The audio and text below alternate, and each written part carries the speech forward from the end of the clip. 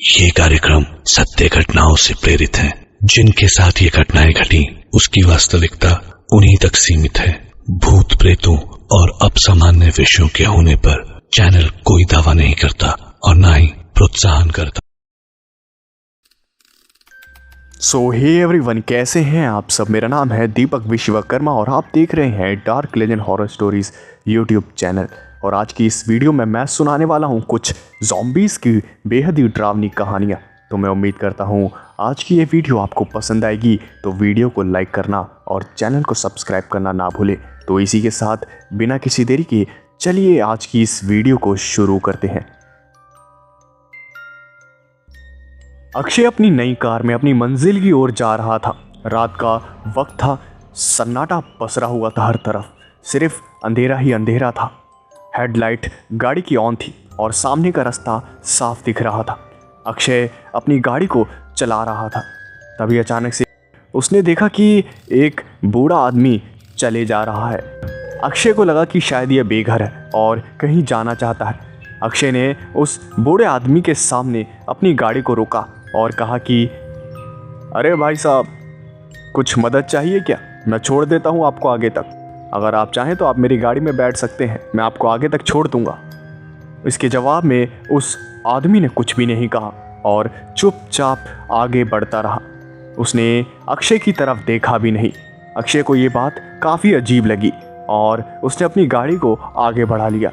वो अपनी मंजिल की तरफ बढ़ ही रहा था, तभी अचानक से उसने देखा कि वही आदमी अक्षय की कार के आगे चल रहा है। ये देखकर उसे काफ़ी ज़्यादा हैरानी हुई, क्योंकि वो आदमी अभी बहुत पीछे होना चाहिए था अक्षय के, लेकिन अचानक से वो गाड़ी से आगे कैसे निकल गया। ये देखकर अक्षय को काफ़ी ज़्यादा अजीब लगा। उसने उस बात को इग्नोर करके अपनी गाड़ी की स्पीड को बढ़ाया और काफ़ी तेज़ी से आगे निकल गया। लेकिन तभी अचानक से जो उसने देखा, उसे देखकर उसकी आंखें चौड़ी हो गई। 60 की स्पीड पर चलने के बावजूद भी वो बूढ़ा आदमी अक्षय की कार के आगे था। ये देखकर अक्षय की आंखें चौड़ी होती गईं और उसका खून तो तब जम गया जब उसने अपनी कार के पीछे देखा। तो उसने देखा कि वो बूढ़ा आदमी पीछे कहीं भी नहीं था और वो अक्षय की गाड़ी के आगे था। वो आदमी बार बार अक्षय की कार के आगे कैसे पहुंच जा रहा था। ये देखकर अक्षय को थोड़ा डर लगने लगा। अक्षय ने अपनी गाड़ी को 80 की स्पीड पे भगाया, लेकिन तभी अचानक से वो बूढ़ा आदमी अक्षय की कार के सामने आ गया, जिसकी वजह से कार का बैलेंस बिगड़ गया और अक्षय की कार डिवाइडर से जोरदार तरीके से टकरा गई, जिसकी वजह से अक्षय को काफ़ी चोटें आई और वो बेहोश हो गया। उसकी आंखें खुली तो वो एक अस्पताल में था और उसके होश में आते ही पुलिस वालों को इस बात का पता चला और वो जब अक्षय के पास आए तो उन्होंने इस बात का पता किया कि आखिर हुआ क्या था। और अक्षय की बातें सुन के उन पुलिस वालों को काफ़ी ज़्यादा गुस्सा आया और अक्षय की बातों का यकीन ना करते हुए उन्हें ये लगा कि अक्षय ने पक्का शराब पी के गाड़ी चलाई होगी, जिसकी वजह से उसकी गाड़ी ठुक गई है और अब ये बहाने बना रहा है। अक्षय के लाख बार समझाने के बावजूद भी पुलिस वालों ने उसकी बातों पर यकीन नहीं किया।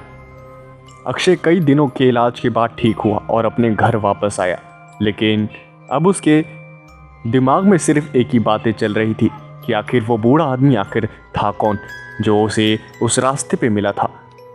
अक्षय भूत प्रेतों पे बिल्कुल भी यकीन नहीं करता था, जिसकी वजह से उसके मन में काफ़ी सारे सवाल उठ रहे थे कि वो आदमी बार बार अक्षय की कार के आगे कैसे पहुंच जा रहा था और अचानक से वो अक्षय की कार के सामने कैसे आ गया।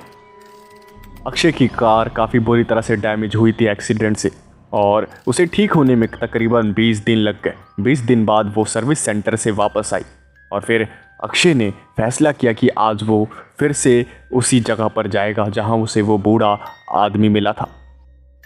अक्षय अपनी गाड़ी में पूरी रात उसी रास्ते पे रहा और वहां पर नज़र रखने लगा। तभी अचानक से उसने देखा कि एक गाड़ी आई और उसका भी काफ़ी बुरी तरह से एक्सीडेंट हो गया। और जब वो उस गाड़ी के ड्राइवर के पास गया तो उस गाड़ी के ड्राइवर के सर से काफ़ी बुरी तरह से खून बह रहा था और अक्षय ने उसे तुरंत हॉस्पिटल पहुंचाया। जब वो आदमी होश में आया तो उसने बताया कि उसने एक बूढ़े आदमी को अपनी कार के सामने अचानक से देखा। उसकी गाड़ी का बैलेंस बिगड़ गया और उसकी गाड़ी का एक्सीडेंट हो गया। ये बात सुनते ही अक्षय काफ़ी ज़्यादा हैरान हो गया और उस आदमी से अक्षय ने पूछा उस आदमी का होलिया कैसा था, उसने क्या पहना हुआ था। और उस ड्राइवर ने सेम वही बताया जैसे अक्षय ने देखा था। लेकिन अक्षय को उस रात तो वहाँ पर कोई भी नहीं दिखा था जब उस आदमी का एक्सीडेंट हुआ था। अक्षय को पता चल गया था कि कुछ ना कुछ तो दाल में ज़रूर काला है। और फिर अगले ही दिन वो एक कैमरे को लेकर वहाँ पहुँचा और वहाँ पर शूट करने लगा कि अगर कोई भी गुजरेगा तो उस कैमरे में नज़र आएगा। तभी अचानक से उसे किसी के कदमों की आवाज़ आई और जब अक्षय ने अपनी कार के पीछे देखा तो वो बूढ़ा आदमी धीरे धीरे चलता हुआ आ रहा था और उस आदमी की कदमों की आवाज़ काफ़ी ज़्यादा डरावनी थी। वो आदमी धीरे धीरे आगे बढ़ रहा था और फिर अक्षय सारी चीज़ों को रिकॉर्ड कर रहा था। उसने उस बूढ़े आदमी पे जैसे ही अपने कैमरे को फोकस किया उसकी आंखें चौड़ी हो गई, क्योंकि वो बूढ़ा आदमी उस कैमरे में शूट ही नहीं हो रहा था। जिसे वो अपनी आंखों से साफ साफ देख पा रहा था वो कैमरे में शूट ही नहीं हो रहा था। ये देखकर अक्षय की आंखें चौड़ी हो गई। वो पूरी तरह से पसीने से भीग गया और वो बूढ़ा आदमी चलता चलता अक्षय की कार के सामने रुका और पहली बार उसका चेहरा अक्षय को दिखा। उस बूढ़े आदमी ने अक्षय को एक अजीब सी मुस्कुराहट के साथ देखते हुए कहा कि कोई फायदा नहीं है ये सब करने का। अगर जान की सलामती चाहती हो तो चले जाओ यहाँ से, वरना बहुत बुरी मौत मारी जाओगी। अक्षय ये बात सुन के काफ़ी ज़्यादा घबरा गया और वो बूढ़ा आदमी धीरे धीरे आगे बढ़ता रहा। अक्षय जैसे तैसे अपनी जान को बचा के अपने घर पहुंचा, बैठ गया। उसकी रूह कांपी हुई थी वो सारी डरावनी घटनाएं देखने के बाद। बस वो शांति से बैठा हुआ था और सोच रहा था कि आखिर किया जाए तो क्या किया जाए। कई दिनों तक उसने टीवी न्यूज़ को देखा जहां रोज़ एक ना एक आदमी का एक्सीडेंट उसी रास्ते पे हो रहा था और जिन का एक्सीडेंट हो रहा था उन सब का सिर्फ एक ही कहना था कि उन्होंने किसी बूढ़े आदमी को देखा था जो कि उनके कार के सामने अचानक से आ गया था। एक दिन फिर से अक्षय ने उसी रास्ते पे जाने की हिम्मत करी और अपनी कार लेके वापस रात को उस रास्ते पे चला गया। तकरीबन रात के 12 बजे अक्षय ने वहीं पर कार को रोका हुआ था और तभी अचानक से अक्षय को ऐसा लगा कि उसकी कार की रूफ पे कुछ है। और जैसे ही अक्षय ने अपनी खिड़की से बाहर सर निकाल के अपनी कार की रूफ को देखा तो उसकी आंखें चौड़ी हो गई। उसने देखा कि वो बूढ़ा आदमी अक्षय की कार की रूफ के ऊपर बैठा हुआ है और एक अजीब सी हंसी हंस रहा है।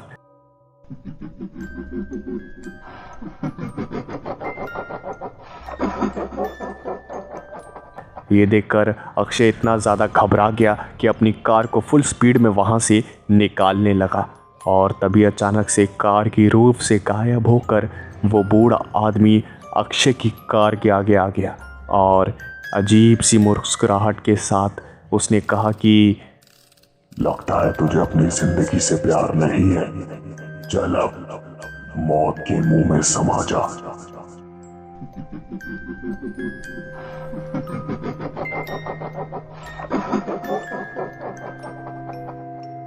अक्षय की कार का बैलेंस बिगड़ गया और वही हुआ जो पहले हुआ था, एक और दर्दनाक एक्सीडेंट जिसमें अक्षय काफ़ी बुरी तरह से घायल हो गया।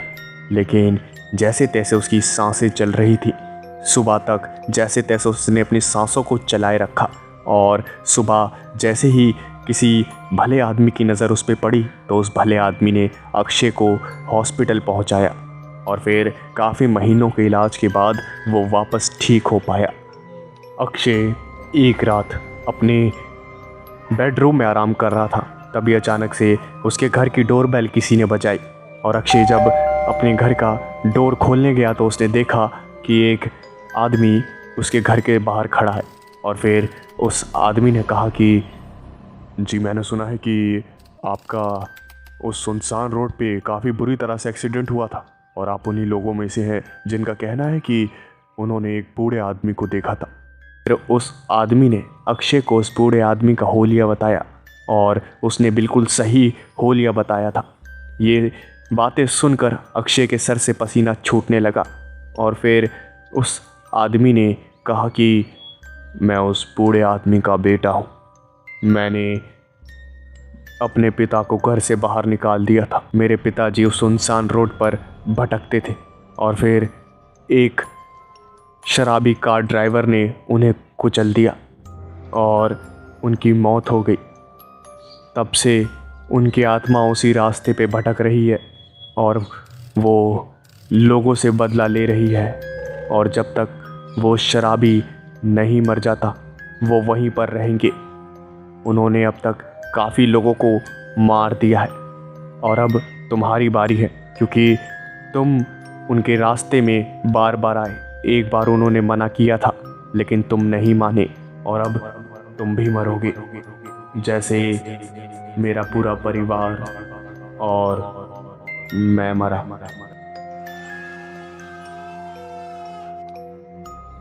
कहते हैं कि अक्षय की लाश उस दिन की अगली सुबह उसी के घर में काफी बुरी हालत में मिली। ये कहानी है जैरेट नाम के एक आदमी की, जो कि राह चलते लोगों के साथ लूटपाट करता था। और ऐसे ही एक रात वो अपने घर एक पेंटिंग को लेकर आया। वो पेंटिंग किसी प्राचीन राजा की थी। उस पेंटिंग को भी जैरेट ने किसी भले आदमी से लूटा था। जैरेट को वो पेंटिंग इतनी पसंद आई कि उसे बेचने के बजाय वो अपने घर ले आया। उसने उस पेंटिंग को अपने घर की एक दीवार पे टांग दिया। धीरे धीरे दिन बीते, लेकिन उसने नोटिस किया कि उसके घर में कुछ अजीब सी हरकतें हो रही हैं। उसने नोटिस किया कि कभी फ्रिज का दरवाज़ा अपने आप खुला मिलता है या तो घर की चीज़ें इधर से उधर मिलती हैं, जैसे उसकी कोई गैर हाजिरी में उसके घर में घूम रहा हो। जैरेट के लिए ये बात काफ़ी ज़्यादा हैरान करने वाली थी, क्योंकि उसके अलावा उस घर में कोई भी नहीं रहता था। एक ऐसे ही रात जब जैरेट सो रहा था, तभी अचानक से उसे किसी के कदमों की आवाज़ आती है, जैसे कि कोई उसके घर में चल रहा हो। वो तुरंत चौकन्ना हो जाता है और अपनी ड्रॉर से एक गन निकाल लेता है और सावधानी से अपने रूम से बाहर निकलता है और इधर उधर की तलाशी लेने लगता है। उसे लग रहा था कि कोई चोर उसके घर में घुस गया है। वो गन से इधर उधर तलाशी लेने लगता है, लेकिन उसे पूरे घर में कोई नहीं नज़र आता। फिर उसे लगता है कि ये उसका सिर्फ एक वहम है और इन सब बातों को वहम सोच के वो वापस से अपने बेडरूम में आ जाता है और सोने की कोशिश करता है। लेकिन जैसे ही वो आंखें बंद करता है, फिर वही आवाज़ आना शुरू हो जाती है। जैरेट अब परेशान हो गया था। उसे कुछ समझ नहीं आ रहा था कि उसके साथ हो क्या रहा है। उसने पूरा घर छान मारा था लेकिन उसे कोई नहीं मिला था। लेकिन जैसे ही वो बेडरूम में सोने के लिए अपनी आंखें बंद करता है, तभी अचानक से कदमों की आवाज़ें आना शुरू हो जाती हैं। जैरेट वापस से अपनी गन उठाता है और फिर से एक और बार घर की तलाशी लेता है।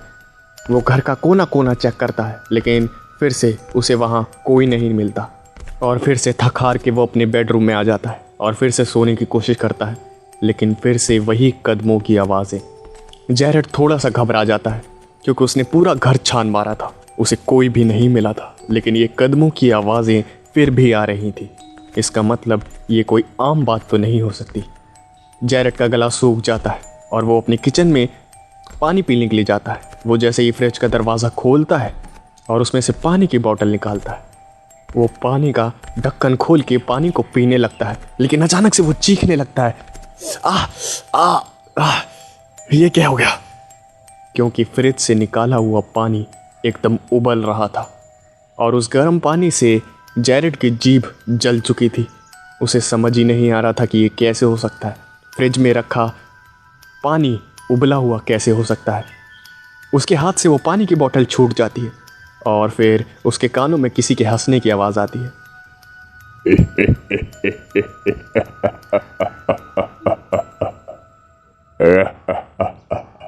वो फटाफट से किचन की लाइटें ऑन करता है और वहाँ पे कोई भी नहीं था। जैरेट घबराया हुआ कहता है कि कौन है जो मुझे परेशान कर रहा है? इसके बदले में कोई जवाब नहीं आता। फिर वापस से जैरेड किचन की लाइट ऑफ कर देता है और वो जैसे ही लाइट ऑफ करता है और अंधेरा होता है तो उसके कानों में एक आवाज़ आती है। परेशान करने वाले को कौन परेशान कर सकता है?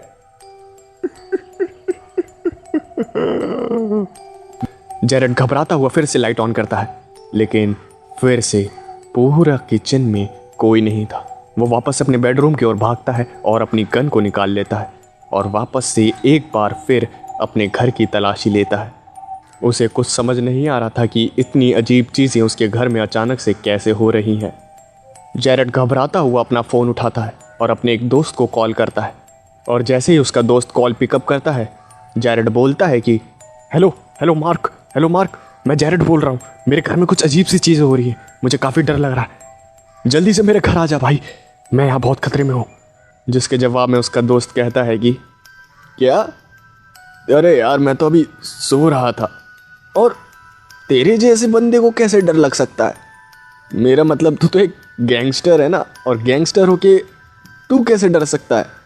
जिसके जवाब में जैरेड घबराता हुआ कहता है कि अबे घबराऊं कैसे नहीं बे, मैं काफ़ी ज़्यादा डर लग रहा है मेरे को। इस घर में पूरा 4 बार छान मारा मैंने, चप्पा कोई भी नहीं है, लेकिन जैसे ही लाइट ऑफ करता हूँ कभी किसी की कदमों की आवाज़ आती है, कभी कुछ बड़बड़ाने की आवाज़ आती है, कभी कभी किसी की हंसी की आवाज़ आती है।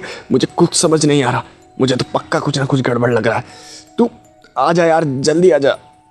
जिसके जवाब में मार्क कहता है कि ठीक है यार, आ रहा हूँ। पता नहीं यार, तेरे जैसा बंदा घबरा कैसे सकता है। आ रहा हूँ, रुक जा।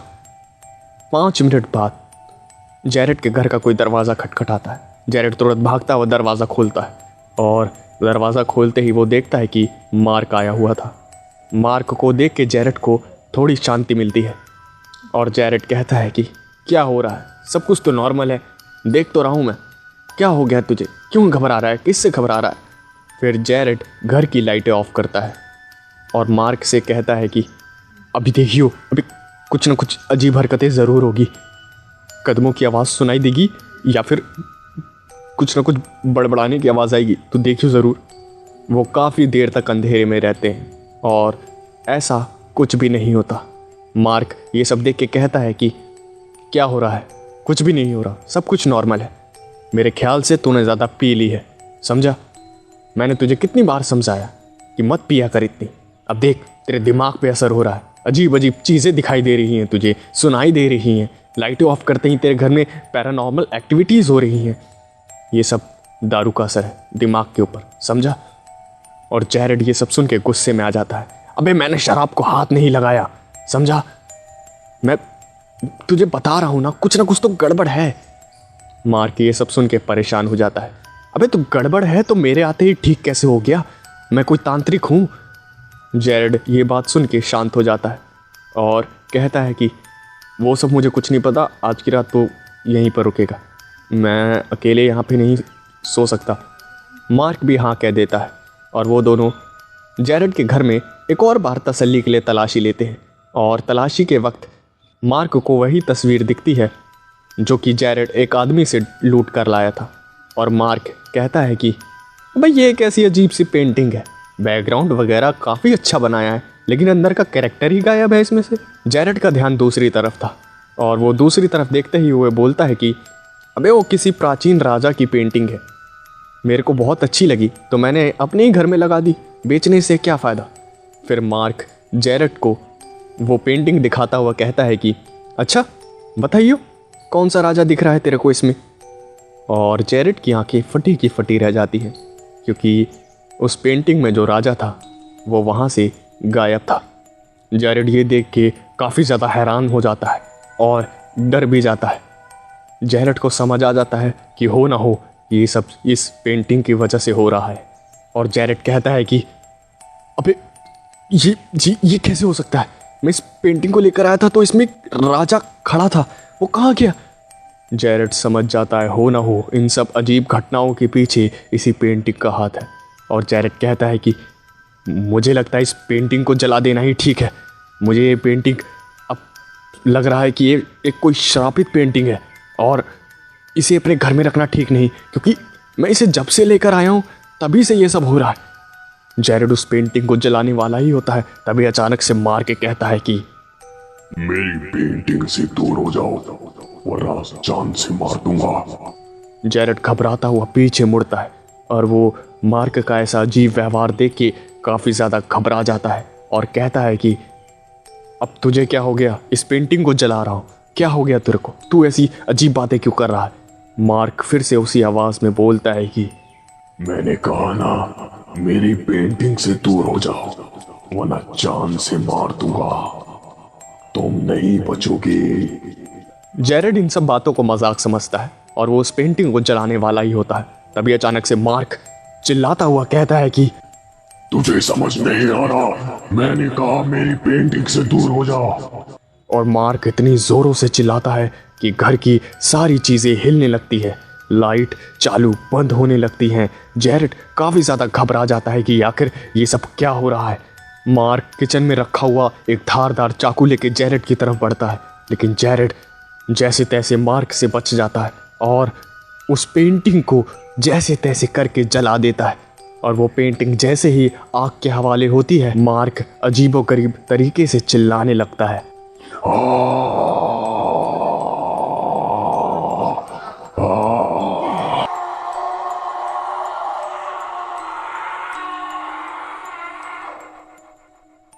और चिल्लाता हुआ मार्क बेहोश हो जाता है। जैरेड मार्क को एक बेड पे लेटाता है और उस जली हुई पेंटिंग को घर से दूर एक जंगल में फेंक कर आ जाता है। सुबह होती है और मार्क होश में आता है। जैरेड मार्क से पूछता है कि तू रात को वो अजीब हरकतें क्यों कर रहा था, जिसके जवाब में मार्क बताता है कि मैं अजीब हरकतें कर रहा था, अरे मैं तो तेरे घर पे आया था, मैंने डोरबेल बजाई थी, उसके बाद से अचानक से कुछ अंधेरा सा आया मेरे आंखों के सामने और उसके बाद अब पता नहीं, अब मेरी आंखें खुल रही हैं, शायद मुझे तो कुछ याद भी नहीं, क्या मैं बेहोश वगैरह हो गया था क्या। ये सुन के जैरेड काफ़ी ज़्यादा घबरा जाता है और उसे पता चलता है कि मार्क वो सब हरकतें उसी पेंटिंग के वश में कर रहा था। फिर जैरेड कसम खा लेता है कि वो आज के बाद से कोई भी गलत काम नहीं करेगा और ना ही अपने दोस्त मार्क को करने देगा, क्योंकि गलत काम का हमेशा गलत नतीजा होता है। इस बात पे जैरेड को यकीन हो गया था। ये कहानी है रॉबिन नाम के एक लड़के की, जो कि कई सालों बाद अपने गांव लौटा था। उसका गांव उसके देश के बॉर्डर पे था। रॉबिन प्रोफेशन से एक फौजी था और उसके फादर और ग्रैंडफादर भी एक फौजी थे। वो अपने गांव पहुंच ही रहा था, तभी अचानक से रात के अंधेरे में उसकी गाड़ी के सामने कोई आ जाता है, जिसकी वजह से रॉबिन उस गाड़ी का कंट्रोल खो देता है। वो ब्रेक लगाने की कोशिश करता है, लेकिन उससे पहले ही उसकी गाड़ी उस आदमी को ठोक देती है। रॉबिन अपनी गाड़ी को रोकता है जैसे तैसे करके और उस गाड़ी से उतरता है। वो उस आदमी की तरफ भाग के जाता है और पूछता है कि क्या आप ठीक हैं, लेकिन वो आदमी कोई जवाब नहीं देता। उसके चेहरे से खून बह रहा था। रॉबिन को समझ नहीं आ रहा था कि इतनी रात को इस सुनसान इलाके में यह आदमी कहाँ से अचानक से उसकी गाड़ी के सामने आ गया। रॉबिन उसे थोड़ा उठाने की कोशिश करता है, लेकिन वो आदमी उठता नहीं है। फिर रॉबिन अपनी कार में जाता है और एक पानी की बोतल निकालता है और उस आदमी के मुंह पे छींटे मारने लगता है, लेकिन उसका भी कोई असर नहीं होता। लेकिन अचानक से वो आदमी होश में आ जाता है और घबराते हुए कहता है कि कौन कौन कौन कौन, दूर रहो मुझसे, तुम भी उन्हीं में से हो, तुम उन्हीं में से हो। और ये सब सुन के रॉबिन उस आदमी से पूछता है कि घबराओ मत, क्या हो गया है तुम्हें, तुम किसकी बात कर रहे हो, तुम इतनी रात को मेरी गाड़ी के सामने अचानक से क्यों आ गए। वो आदमी बताता है कि रात के अंधेरे में कुछ आदमखोर इंसान उसके पीछे पड़ गए थे। वो लोग दिखने में बिल्कुल भी इंसान की तरह नहीं थे। उनके शरीर का मांस सड़ा हुआ था, उनके मुंह से खून निकल रहा था। वो मेरे पीछे काफ़ी देर से पड़े हुए थे और मैं उनसे बच के भाग रहा था। भागते भागते मैं इस रोड तक आ गया और तुम्हारी कार से टकरा गया। तुम्हारे कहने का मतलब है कि उनके शरीर का मांस सड़ा हुआ था और उनके मुंह से खून बह रहा था। तुम्हारे कहने का मतलब यह है कि वो आदमखोर थे, क्या मैं सही हूँ। जिसके जवाब में वो आदमी कहता है कि वो सब मुझे नहीं पता, लेकिन वो जो भी थे बहुत खतरनाक थे। तभी रॉबिन का ध्यान उस आदमी के हाथ पे जाता है जिस पे किसी ने बहुत ज़ोरों से काटा हुआ था। उसके जख्मों से खून बह रहा था। ये देखकर रॉबिन कहता है कि ये तुम्हारे हाथ पे ये कितना गहरा जख्म, ये किसी जानवर ने काटा है क्या? मैं रुको, तुम्हें गाड़ी में बैठा के तुम्हारी पट्टी कर देता हूँ, ये जख्म से तो खून बहा ही जा रहा है। रॉबिन ये सब कह ही रहा था, तभी अचानक से वो घायल आदमी एक अजीब सी आवाज़ निकालने लगता है।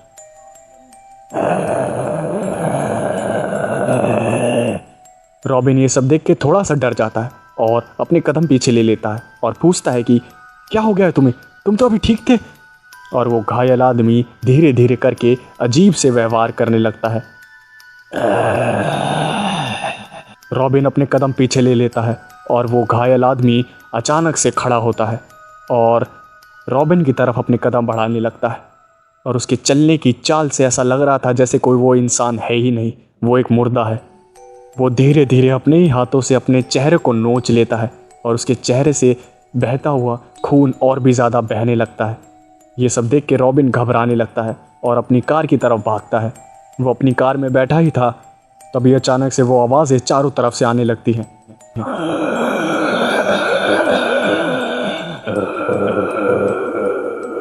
और वो देखता है कि चारों तरफ से कई सारे मुर्दा आदमखोर इंसान उसकी गाड़ी को घेर रहे थे। रॉबिन को कुछ समझ नहीं आ रहा था कि उसके साथ ये सब हो क्या रहा है।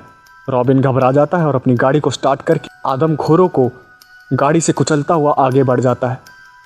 इतना भयानक मंजर देखने के बाद उसके दिमाग ने काम करना बंद कर दिया था।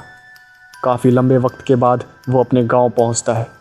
वो जैसे तैसे घबराता हुआ अपने घर पहुंचता है और अपने घर के दरवाजे को खटखटाता है। तभी अचानक से उसके घर के अंदर से आवाज़ आती है, चली जाओ यहाँ से वरना मारे जाओगी। ये आवाज़ रॉबिन के पापा की थी और रॉबिन कहता है कि पापा ये मैं हूँ, आप ऐसा क्यों कह रहे हो और इस गांव में आखिर हो क्या रहा है? रॉबिन की आवाज़ सुनते ही उसके पापा दरवाज़ा खोलते हैं और उसे तुरंत अंदर खींच लेते हैं।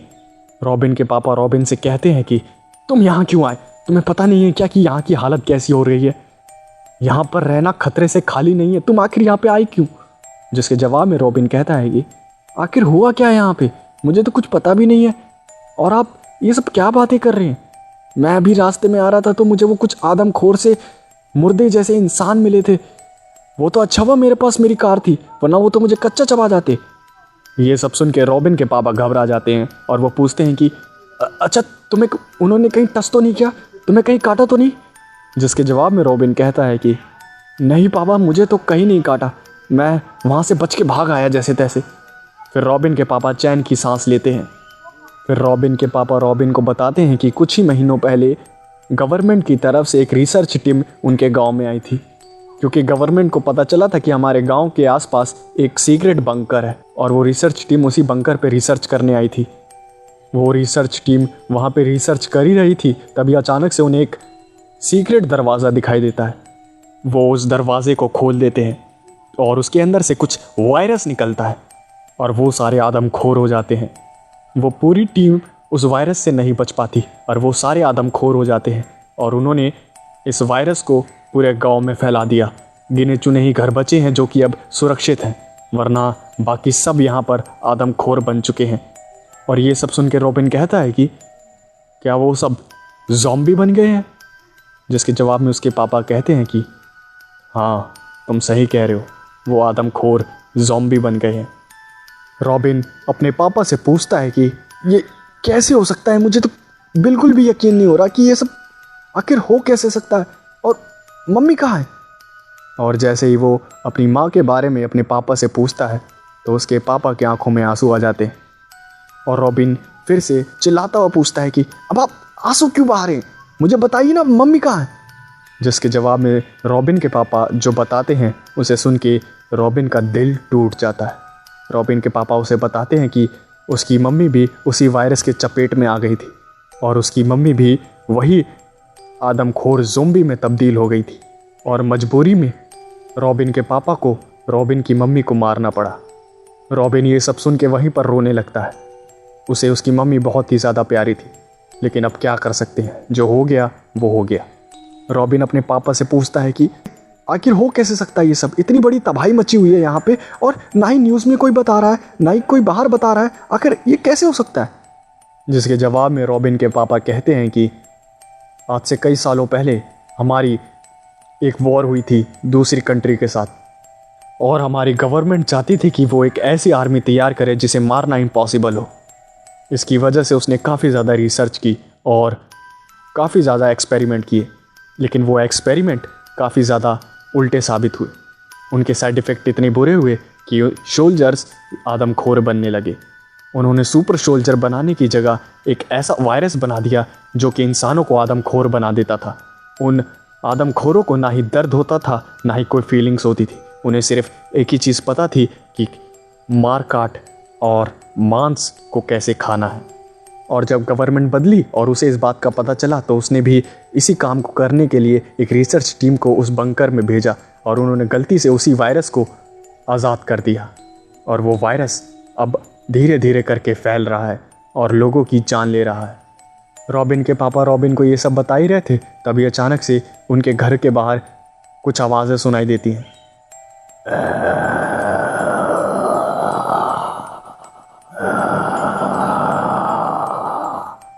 और वो समझ गए थे कि ज़ॉम्बी यहाँ पर भी आ चुके हैं।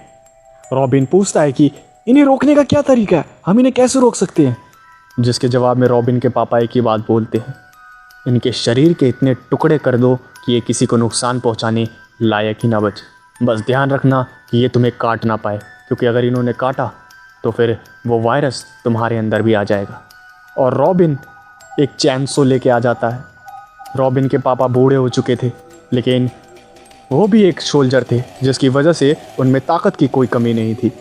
रॉबिन और उसके पिता मिलके उसके घर के बाहर आए हुए सारे ज़ॉम्बियों के टुकड़े टुकड़े कर देते हैं। और वो जब सारे ज़ॉम्बीज़ के टुकड़े टुकड़े कर देते हैं, तभी अचानक से उनके कानों में एक और आवाज़ आती है।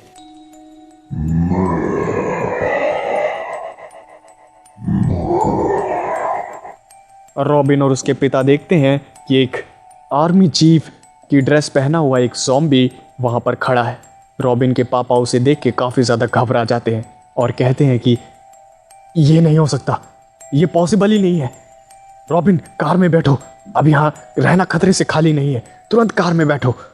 वो दोनों कार में बैठ जाते हैं और वहाँ से निकलने की कोशिश करने लगते हैं, लेकिन उस जनरल की एक आवाज़ पे कई सारे ज़ॉम्बीज़ रॉबिन की गाड़ी पे अटैक कर देते हैं। लेकिन रॉबिन जैसे तैसे वहाँ से गाड़ी निकाल देता है और वो अपने पापा से पूछता है कि वो जनरल कौन था? जिसके जवाब में उसके पापा बताते हैं कि जब हमारी वॉर हो रही थी तो हमने एनिमी के एक जनरल को पकड़ लिया था और ये पूरा एक्सपेरिमेंट उसी के ऊपर हमने करवाया था। लेकिन एक्सपेरिमेंट फेल हो गया और एक ये आदमखोर में बदल गया। लेकिन ये कोई नुकसान पहुंचाए उससे पहले ही इसे गोलियों से छल्ली कर दिया गया और उस सीक्रेट बंकर के उस सीक्रेट कमरे में बंद कर दिया गया। सबको यही लग रहा था कि ये जनरल मारा जा चुका है, लेकिन इसके शरीर से अभी भी वो वायरस फैल रहा था, जिसकी वजह से गवर्नमेंट ने, जो कि कई साल पहले थी, उसने इस एनिमी के लाश को उसी बंकर में दफना दिया। और नई गवर्नमेंट आने की वजह से उन्हें ये सब बात ही पता नहीं थी और उन्होंने रिसर्च के चक्कर में उस रिसर्च टीम को यहाँ पर भेजा और उन्होंने शायद वायरस को नहीं, पूरे जनरल को ही आज़ाद कर दिया उस दरवाजे को खोल के। वो दोनों गाड़ी को भगा ही रहे थे, तभी अचानक से उनके सामने फिर से वही जनरल आके खड़ा हो जाता है। वो दोनों उसे अपनी गाड़ी से ठोक देते हैं, लेकिन उस जनरल को एक खरोच तक नहीं आती, बल्कि वो गाड़ी बुरी तरह से तबाह हो जाती है। वो दोनों गाड़ी से उतरते हैं और रॉबिन कहता है कि पापा, हम इसे मिलके ख़त्म कर सकते हैं, यह अभी अकेला है, इससे अच्छा मौका नहीं मिलेगा। जिसके जवाब में रॉबिन के पापा रॉबिन से कहते हैं कि बेटा, ये कभी अकेला नहीं होता। और वो जनरल ये बात सुन के हंसने लगता है और कहता है कि बिल्कुल सही कहा बच्चे, तुम काफी बड़े हो गए हो और समझदार भी। ये कहते ही वो अपना एक हाथ ऊपर करता है और ज़मीन में से कई मुर्दा लाशें बाहर निकल आती हैं और वो सारी ज़ॉम्बीज़ थी।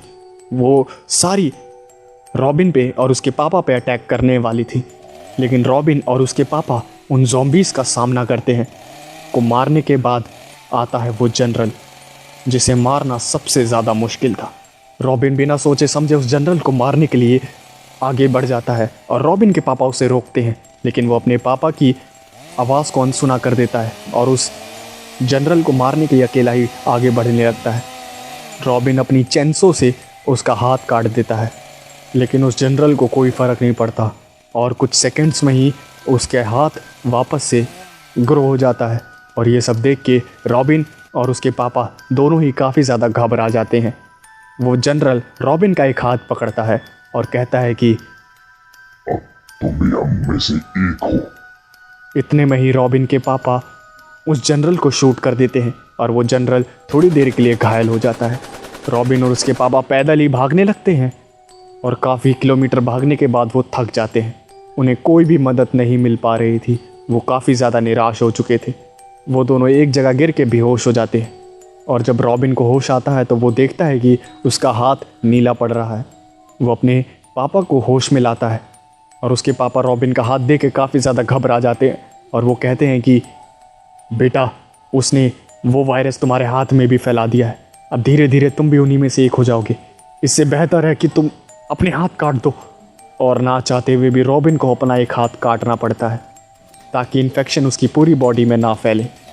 लेकिन वो दर्द से काफ़ी ज़्यादा चिल्लाने लगता है और बेहोश हो जाता है। रॉबिन का पापा, रॉबिन के पिता उसकी रखवाली करते हैं। रॉबिन जब तक होश में नहीं आ जाता, रॉबिन के पापा गन लेके वहीं पर खड़े रहते हैं ताकि कोई ज़ॉम्बी वहाँ ना आ जाए। लेकिन रॉबिन के पापा देखते हैं कि वो इन्फेक्शन वाला हाथ फिर से अपने आप ही रॉबिन के बाजुओं में फिर से जुड़ जाता है। ये सब देख के उनकी आंखें फटी की फटी रह जाती हैं। उन्हें कुछ समझ नहीं आता कि आखिर ये सब हो क्या रहा है। रॉबिन कुछ देर बाद उठता है और देखता है कि उसका हाथ फिर से पहले की तरह है, बस उसका हाथ अब नीला पड़ चुका है।